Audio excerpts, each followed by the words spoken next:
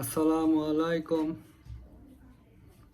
হাসান খালেদ, সভাপতি, বাংলাদেশ তৃণমূল পার্টি, আপনাদের সাথে। দর্শক শ্রোতা, আজকে কথা বলবো মাইম্যান সংক্রান্ত বিষয়ে। আপনারা ইতিমধ্যেই হয়তো জেনে গেছেন যে রাজশাহী রেঞ্জের ডিআইজি মোহাম্মদ শাহজাহান তার বিভাগে একটা সার্কুলার জারি করে দিয়েছেন। সার্কুলারটা হলো কার্যক্রম নিষিদ্ধ, স্থগিত ফ্যাসিস্ট সংগঠন ও সংগঠনসমূহ যে সকল নেতারা জামিনে মুক্তি পাবে এবং পরবর্তী সময়ে সংগঠনকে সংগঠিত করতে পারবে তাদেরকে অ্যারেস্ট করতে হবে। মানে আদালতের গেটেই আবার তাদেরকে গ্রেফতার করতে হবে। সরকারের সাথে এই সার্কুলারের সংশ্লিষ্টতা আছে কি না তা জানা যায় নাই, কেন অন্য বিভাগগুলোতে অনুরূপ সার্কুলার যায় নাই। এটা এসপিদেরকে একটা নির্দেশনা দেওয়া হয়েছে। এই যে মাইম্যান হওয়ার প্রবণতায় মোহাম্মদ শাহজাহান ডিআইজি সবাইকে ছাড়িয়ে এগিয়ে উনি মাইম্যান হতে চাচ্ছেন। তো এই মাইম্যান আমাদের কি সর্বনাশ করেছে সেটা তো আমরা ভুক্তভোগী এখন। তো ওই শাহজাহান সাহেবের, ডিআইজি মোহাম্মদ শাহজাহানের এই সার্কুলারের এগেনস্টে সরকারের কোনো প্রতিবাদ আসে নাই, বা সরকার এটাকে ভায়োলেশন নাল বলে নাই, যে এই এই এই এই সার্কুলারের সাথে সরকারের কোনো সংশ্লিষ্টতা নাই, এটা সরকার বলে নাই। তো যেহেতু বলে নাই, ততক্ষণ আমরা এটা ধরে নিব যে ওই সার্কুলার সরকারের নির্দেশে হয়েছে, বা মোহাম্মদ শাহজাহান ডিআইজি রাজশাহী রেঞ্জ সরকার কর্তৃক আদিষ্ট হয়ে এই সার্কুলার ইস্যু করছে। দেখেন অবস্থাটা, দেখেন মানে এই দেশের আদালত কিছুই না, একেবারেই কিছু না। তুমি যতই জামিন দাও না কেন, আমরা তোমাকে বেল হবে, জেল গেটে আসবে, আমরা আবার ধরে নেব, আমাদের কাজ আমরা করব। এই শোন অ্যারেস্টটা হলো, আমি আগেও বলেছি যে শোন অ্যারেস্টটা হলো আদালতকে চ্যালেঞ্জ করা, আদালতকে চ্যালেঞ্জ করা, বুঝছেন? এটা একটা আইনের শাসনের দেশে এটা থাকলে আইনের শাসন কল্পনাও করা যায় না। কাজেই এখন আদালতের কি করণীয়? আদালত কিন্তু বুঝতেছে, তাদেরকে চ্যালেঞ্জ করে আবার ধরতেছে। আদালতের দায়িত্ব হলো জনগণ নাগরিকদেরকে রক্ষা করা, এটা কিন্তু আদালতের দায়িত্ব, নাগরিকদেরকে আইনের শাসনে নাগরিকদেরকে রক্ষা করা।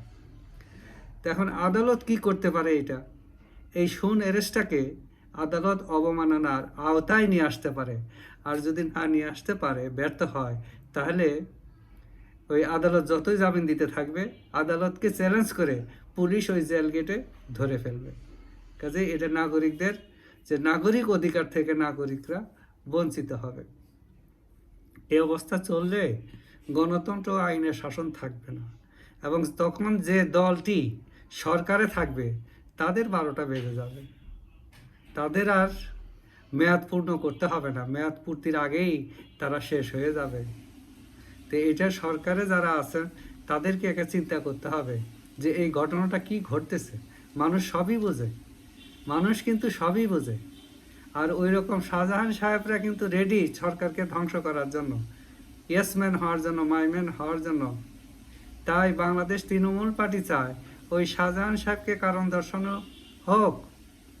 সে কেন অতি উৎসাহী হয়ে বা অন্য কোনো কারণে এই কর্মটা করলো, যেটা আদালতকে একেবারে জব্দ করে ফেলছে, একেবারেই জব্দ করে ফেলছে। আর আদালতের প্রতি আমাদের বাংলাদেশ তৃণমূল পার্টির অনুরোধ হইল, এই শোন অ্যারেস্টটাকে আদালত অবমাননার আওতায় নিয়ে আসুন। তা এটাকে আনতে হবে, নাহলে আদালতের প্রভুত্ব প্রতিষ্ঠা পাবে না। আদালতের প্রভুত্ব প্রতিষ্ঠা করার জন্য এটা খুব জরুরি হয়ে পড়ছে।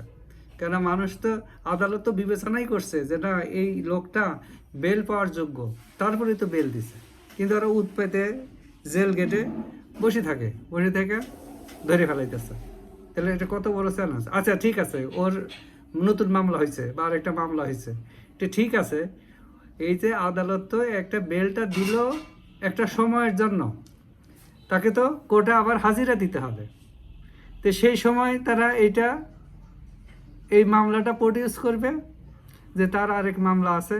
আদালত যদি মনে করে যে না, তে জামিনে থাকতে তার কোনো সমস্যা নাই, তাহলে ওই মামলাতেও জামিন দিয়ে দেবে, আর এই মামলার জামিন এক্সটেনশন করে দেবে, তাইলেই তো হয়ে গেল। তো এইভাবে আমাদেরকে কিন্তু এরা শেষ করে দিচ্ছে।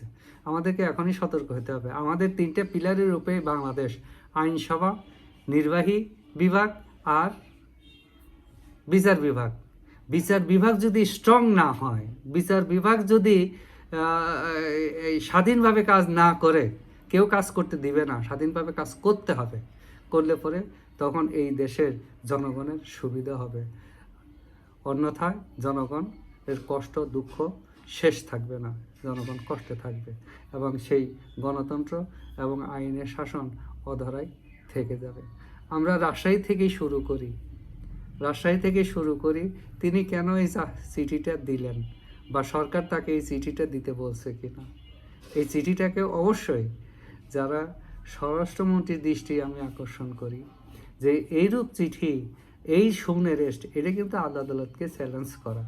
ওইখানে অ্যারেস্ট করার দরকার নাই। এখানে ইভিল মেন্টালিটি কাজ করে, দুষ্ট চিন্তা এখানে কাজ করে, যার জন্য এই শুন অ্যারেস্টগুলো হয়।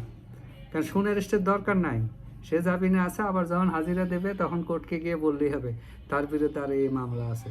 কোর্ট যদি মনে করে সে যে জামিনে ছিল, জামিনের কোনো শর্ত বরখেলাপ করে নাই, তাহলে জামিন রাখবে, অসুবিধা নাই।